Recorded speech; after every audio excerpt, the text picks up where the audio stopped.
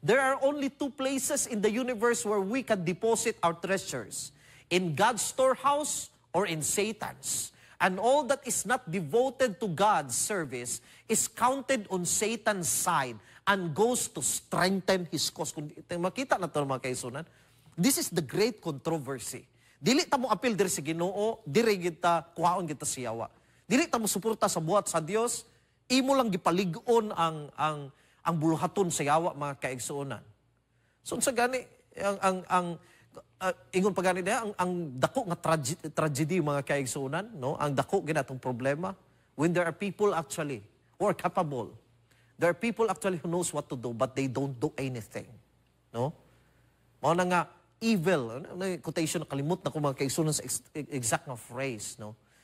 Pa-strengthen ang evil because there are people nga kabaluman unta. Pwede raman unta musukol but they don't do anything.